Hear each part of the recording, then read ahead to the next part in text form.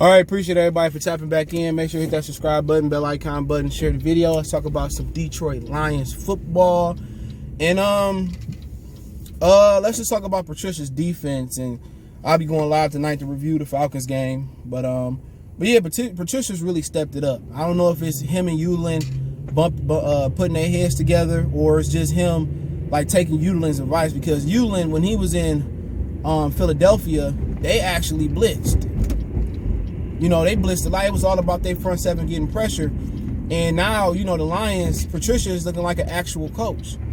You know, they blitzing, they zone blitzing. You know what I'm saying? They doing a lot of different blitzes. I swear, in Dearborn, if you live in Dearborn, it's a 99% chance you can't drive. Let me say that right now. Dearborn is the worst drivers I experienced in my life. I done been in Texas, Georgia, North Carolina, South Carolina, New York, or Florida. Dearborn is the home of the worst drivers in the freaking world. I'm trying to stop cussing so much. But let's keep going. And they started to call more, and it's a woman. Y'all women out here, y'all can't drive neither. And I said what I said. But now they kind of showing they blitzing, they zone blitzing, they man blitzing. And now you actually getting some, you know, you getting some creativity. I know Deron Herman came out before the bye and said it wasn't the scheme, it was the players. It's obviously the scheme. Anybody that know football, it's the scheme. Now they getting creative and they getting exotic. And I watched, it was some game I was watching. It was the Falcons, not the Falcons, but the Cardinals and the Seahawks last night. And it was another game that I was watching as well too, that they was really disguising their blitz as well. That's how the Cardinals beat Russell Wilson yesterday. You know, Russell, it seemed like he should have used a hard count, even though it wasn't no crowd there. He should have used the hard count so they can show who coming and who not coming. And that's kind of the next evolution for the Lions. And on the Buccaneers too, they do it too. You don't know who coming or who not coming. And that's a great thing to do. You know, tell your linebackers not to bite on the play fake or not to show their hand. And when the Lions start disguising, you know, what they doing, I mean, it's going to be even that much better, you know, once they step it up. And that's what Todd Bowles and whoever the Cardinals or defensive coordinator is, they did a great job of throwing up blitz packages. You know, and that's the next evolution for the Lions. The Lions are now playing zone, they playing man, they blitzing out of zone, they blitzing out of man. And you got to give credit to Ulen. And I think Ulen is the biggest key to that. I think Ulen brought what they do in Philadelphia, and he brought it over to Detroit. And, you know, Patricia started listening to him, you know. But my only issue is this. They don't stick to their guns. And what I mean by that, when stuff get hot and stuff gets sticky, you know, or you know, it's a game-winning drive, they go back to that man prevent defense. I used to love Jim Johnson. He used to be the defensive coordinator. Rest in peace to him, for the Eagles. He was the same defensive coordinator quarter 1 through 4. He was going to die on what got them there. You know, and that's the next step for the defense is it's just the scheme, it's the coaching. It's Corey Ulen and Patricia, mainly Patricia, willing to die with that scheme. And they got to be willing to die with it. It got you here. It held Julio Jones and Calvin Ridley. I thought they was going to put up way more points than they put up. And credit to Amani Oruwariye, he is by far the Detroit Lions' best player. It ain't even close. It ain't even close. He did a hell of a job on whoever he was guarding. You know, and all the corners did a great job. Darryl Roberts, I think Okuda might have been in there. They did an excellent job yesterday. They did a good job stuffing the run. Gurley got loose a little bit, but they did a great job stuffing the run. It's just amazing job. Amazing job by the Lions. That defense was the key to that victory. Even more than the last drive for Stafford. That defense, they stopped the run. You know, Romeo Core, he coming alive as the Lions' best pass rusher. Trey Flowers, now that he got some help with Romeo Core, now he coming alive. Now that they blitzing. Before, it wasn't the players. Before, you knew what they was going to do. They was going to rush 3, rush 4. I mean, you seen them even get exotic. What I mean by them getting exotic, they dropped Trey Flowers in the coverage he made a play. Now, the defense is getting creative. You know, now they getting creative. Now you talking about a team that now that they can stop the run, Now that they switching up the scheme, now you can tell Udelin is taking over. Because this is Udelin imprint. Now they doing what Udelin want to do. Now they showing some cover 2. Now they showing some zone. Now this is what Udelin want to do.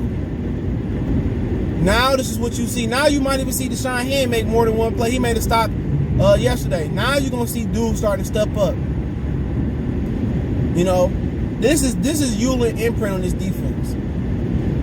And now they got a stretch where they gonna play Indianapolis, the Vikings, the Washington football team. They got a nice stretch coming up. And don't forget that Green Bay game we played.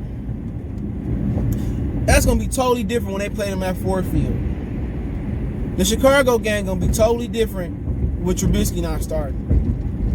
You know, now that you got, Kenny Galladay back, but defensively this team is different. And I think they passed the little litmus test. They passed it because Atlanta was a team that just dropped 30, 40 points on Minnesota. And they held them to 22 points. Now teams gotta prepare for what the Lions was and what they are now. Now you just can't compare, we gonna be able to beat their man covers. Now they showing zone. Now you seeing these guys looking better in zone. Linebackers looking better. Defensive linemen rushing the passer better. Because now they're getting creative and they starting to open up dudes' mind. Now you see Walker starting to, be in the box a little bit more. Udelin is really being able to open up his playbook. And credit Matt Patricia, and I know this is the case. Credit Matt Patricia be saying, okay, rocket scientist, I'm not as football.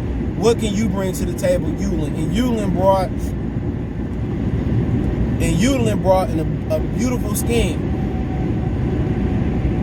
The next evolution for that defense is to be able to trust the scheme going into the fourth quarter. And it's all on the coaches. Patricia is really starting to save his job, but also it's a credit to the schedule getting softer. The Colts, they a great team. You know what I'm saying? They're a really good team. I think they're one quarterback away from being great.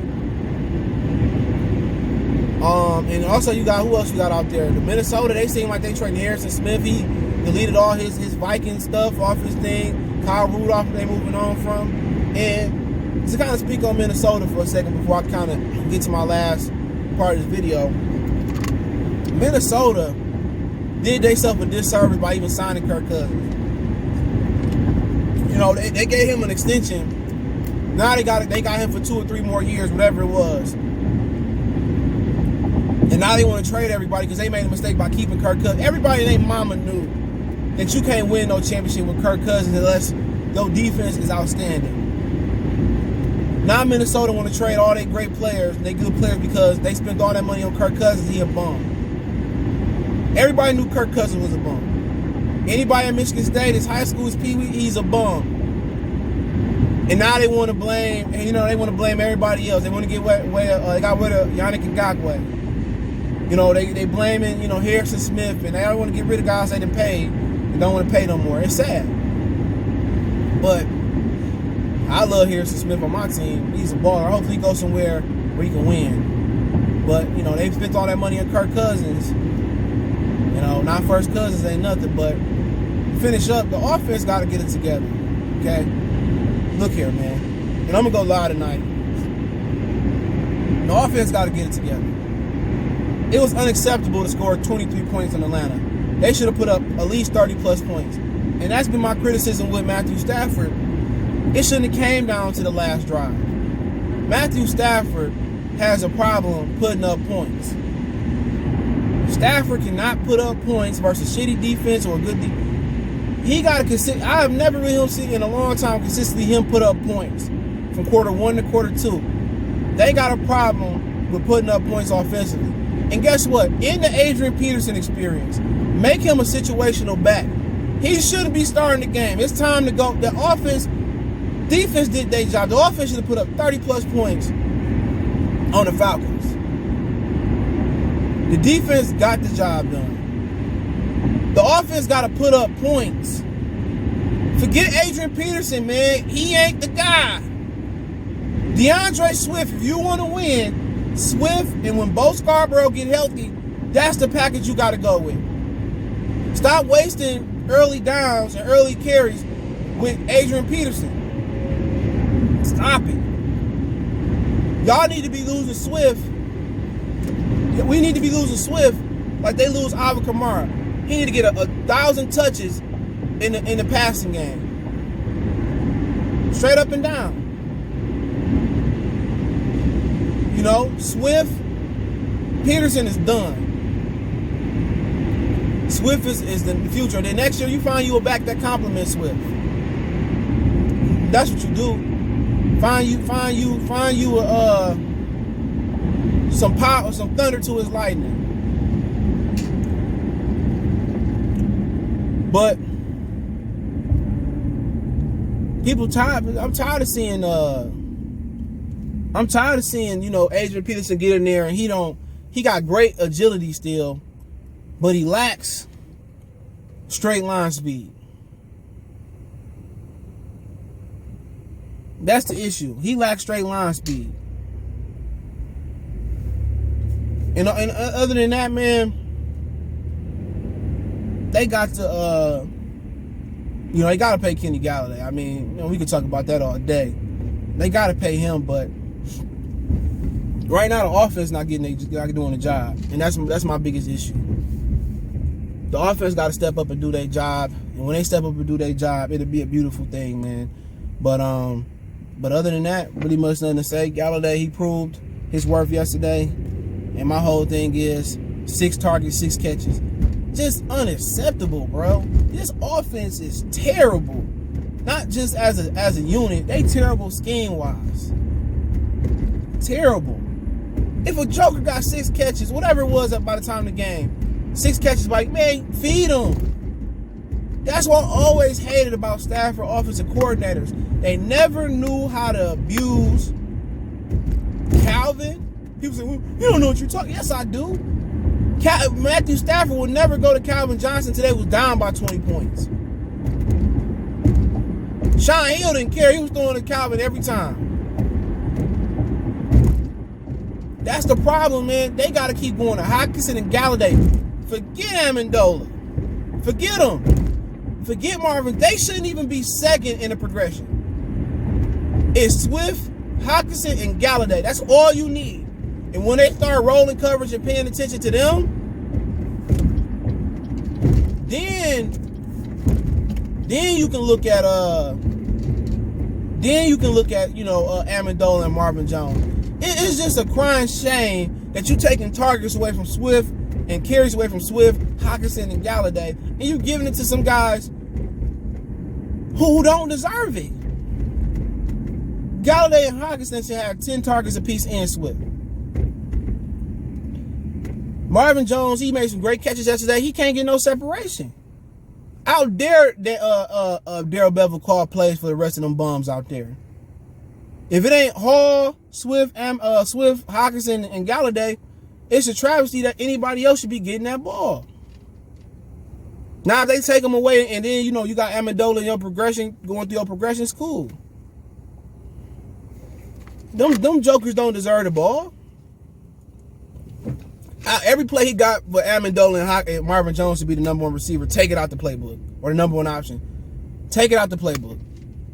Tear it up. Get it out of there. Every primary route that go out should have Swift, Hockenson, and Galladay as the primary. Now, if you want to make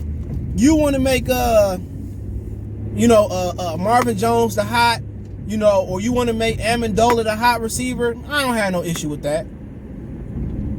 But they should never be number 1 in the progression. Especially with Amendola. He's so garbage. He can't run by nobody. This dude dropped the ball on the third. Man, I've been cut his ass. He was a fan of Amendola, bro. Marvin Jones should be in that time. I don't care. Marvin Hall, should be in there 24/7, 365. Marvin Hall should be in there because he a threat to run by somebody. Amendola can't even sit in the zones no more.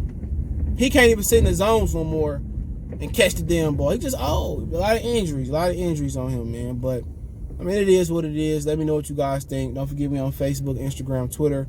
You can reach out if you have a business question, inquiry, sponsorship, video request. Appreciate everybody for showing love to the channel. Keep sharing the videos. Y'all know what it is. One time for the one time. Oh, if you want to donate, share that video for me. But one time for the one time. We gone.